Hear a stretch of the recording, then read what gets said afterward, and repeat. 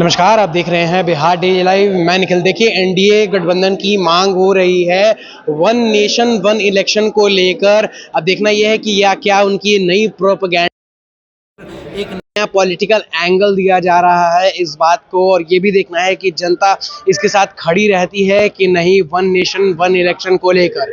आज हम मौजूद हैं राजद कार्यालय में, जहां पर प्रेस वार्ता में मुख्य प्रवक्ता शक्ति सिंह ने कहा है वन नेशन इलेक्शन को लेकर क्या कुछ कहा है। पहले चलिए आपको वीडियो के माध्यम से दिखाएं। एक राष्ट्र एक चुनाव पहले से भी होता रहा है। आजादी के बाद इस देश में कई टर्मों तक एक देश एक चुनाव वन नेशन वन इलेक्शन, कल भारत सरकार के कैबिनेट में इसकी मंजूरी दी गई। प्रतिक्रियाएं हर तरफ से आने लगी। आप पत्रकार साथी, मैं जानना चाहता हूं आप लोगों से, आपके मन में भी सवाल होंगे। 4 राज्यों के चुनाव हो गए, एक राष्ट्र एक चुनाव के तहत तक चुनाव कराओगे, शेष जो काल अवधि बचे हुए रहेंगे उनके कार्यकाल, क्या वो विधानसभा को भंग करके राष्ट्रपति शासन लगा दोगे, फिर वहां चुनाव एक साथ कराओगे। मान लिया जाए थोड़ी देर के लिए कि आप चुनाव आपने करा लिया, एक बार आपने भंग करके, क्या गारंटी है कि फिर एक देश एक चुनाव के बाद कोलिशन की सरकार नहीं बनेगी, बीच में फिर सरकारें अपनी दम नहीं तोड़ देगी। उन परिस्थितियों में एक देश एक चुनाव का क्या होगा, समस्या का है। ऐसा भी नहीं हो सकता है कि 3 वर्षों में कोई सरकार गिर गई तो 2 वर्ष के लिए चुनाव होंगे, तो फिर हमारा जो उद्देश्य है लोकतंत्र का वही वहां पर मरता हुआ दिखाई पड़ेगा। वोट मताधिकार का प्रयोग आम चुनाव में 5 वर्षों के लिए होता है।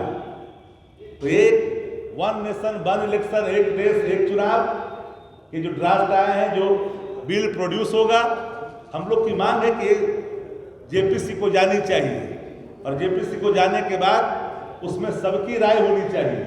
हम इसके खिलाफत या समर्थन का बात नहीं है, हम उन संभावनाओं पर, उन बातों पर जोर देकर करके हम ये कह रहे हैं, न विरोध की बात है न समर्थन का बात है कि आखिर होगा कैसे, ये ड्राफ्ट की प्रारूप क्या है, कैसे कर पाओगे। इन सारे सवालों पर मनन भी होगा, मंथन भी होगा, विचार भी होगा। तो राष्ट्रीय जनता दल का मानना है कि ये सवाल पॉलिटिकल स्टंट नहीं होनी चाहिए। वन नेशन वन इलेक्शन करवाना चाहते हो तो वन नेशन वन टेरिफ क्यों नहीं, समान शिक्षा क्यों नहीं, ऐसा क्यों, फिर अलग अलग क्यों, ये सवाल भी सामने है। जो सरकार को तत्परता के साथ जिन चीजों को गंभीरता से शिक्षा के हित में लेनी चाहिए, आम आदमी के हित में लेनी चाहिए, उस पर चर्चा करने के बजाय एक पॉलिटिकल माइलेज के लिए कहीं मंदिर का लेंगे, कहीं बंगाल में जाके मंदिर बनाएंगे, कहीं यहाँ बनाएंगे, कभी वहाँ बनाएंगे। अरे आम आदमी की बात करो, पलायन की बात करो, किसान की बात करो, किसान प्रोटेस्ट कर रहे हैं, उन समस्याओं की बात करो। अपन समस्याओं से मुंह चुराते हो, नौकरियों से मुंह चुराते हो, रोजगारी पर बात नहीं करते हो।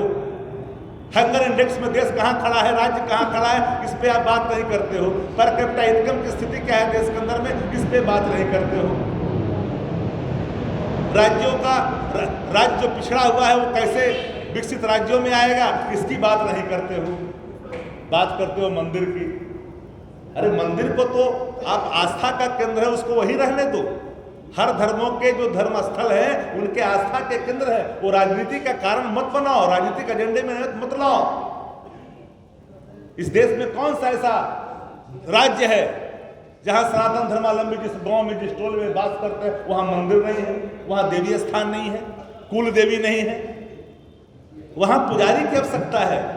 लेकिन भारतीय जनता पार्टी को सनातन से कोई मतलब नहीं। सनातन कर्तव्य, सनातन आचरण, सनातन अगर शाश्वत है, अगर ऐसा मत है तो सनातन कर्तव्य है और सनातन आचरण भी है। जो भारतीय जनता पार्टी के पास न आचरण है न कर्तव्य है, वो उन्माद को बढ़ावा देना चाहती है, नफरत की राजनीति करना चाहती है।